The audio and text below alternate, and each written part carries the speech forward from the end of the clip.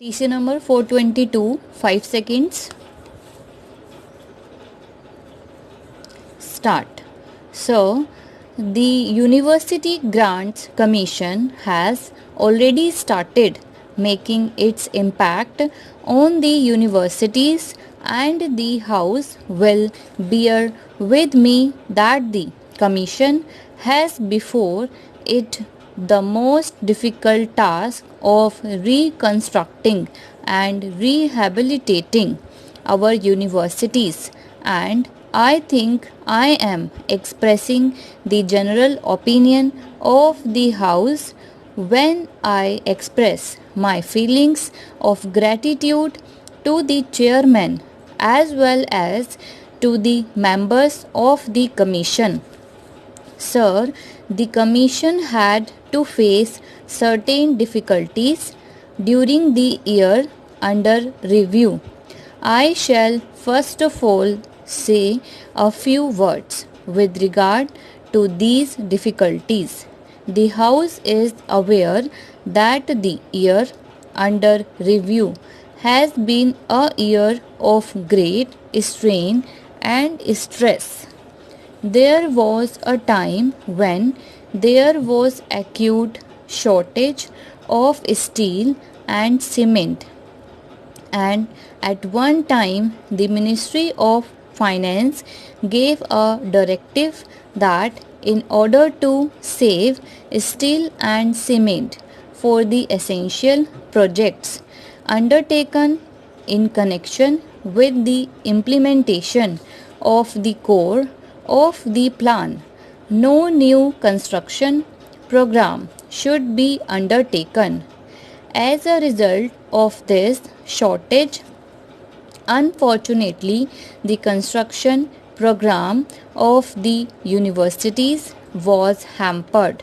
I think it was very unfortunate because just at this time we needed more buildings and accommodation for the universities, but this is a matter which was beyond our control. The situation is easing and it will further ease and thus enable the universities to go ahead with their construction program. Sir, with regard to foreign exchange, the House is aware that there was a shortage in this regard also, and the University Grants Commission had to face special difficulties in obtaining the equipment and apparatus both for the science laboratories and the technological institutions.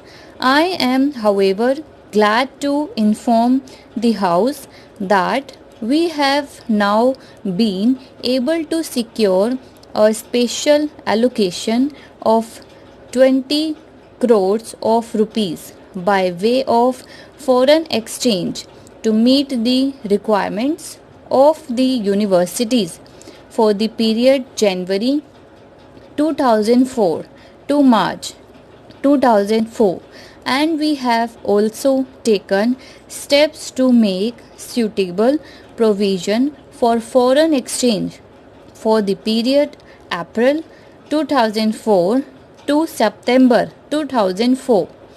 We have already indicated this to the University Grants Commission, and I understand they have informed the universities about the availability of foreign exchange, and I hope that this would now enable the University Grants Commission to go ahead with their plans. They had also to experience difficulties in dealing with the state universities because the latter could not find the matching funds. The grants given by the University Grants Commission are normally on a matching basis. That is, the state governments or the universities have to find their share in order to utilize the grants allotted by the University Grants Commission because they were not able to find the matching funds. We are having discussions with the University Grants Commission to devise some method to resolve the difficulty.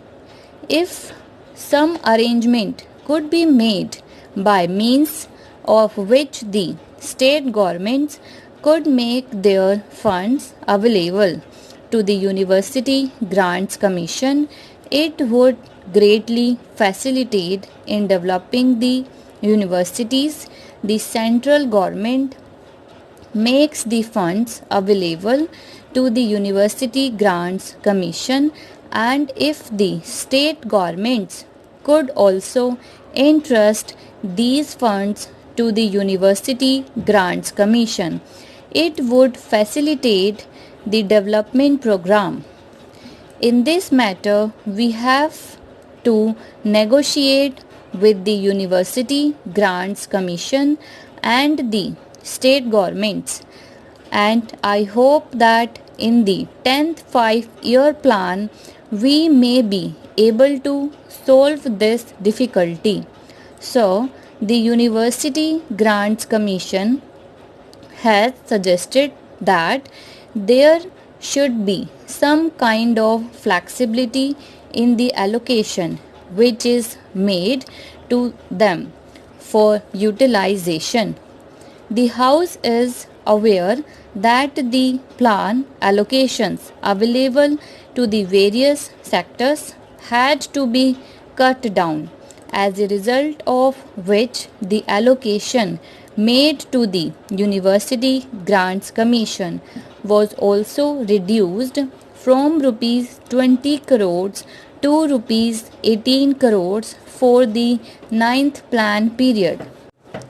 The Commission considered this matter in July 2003 and passed a resolution urging that in order to enable them to perform their statutory function for maintaining proper standards in universities, the government should make available to them a total sum of rupees 19 crores during the plan period.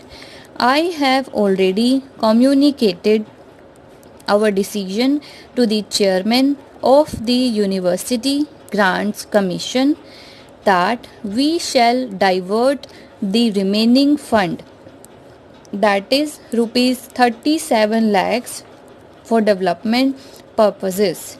In fact, I have been trying with the Ministry of Finance to secure an additional 1 crore of rupees in addition to rupees 19 crores.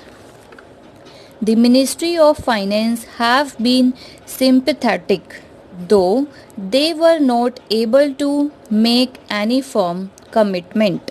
They have assured me that if the University Grants Commission is able to utilize these amounts, the question will be considered sympathetically in the last year of the plan.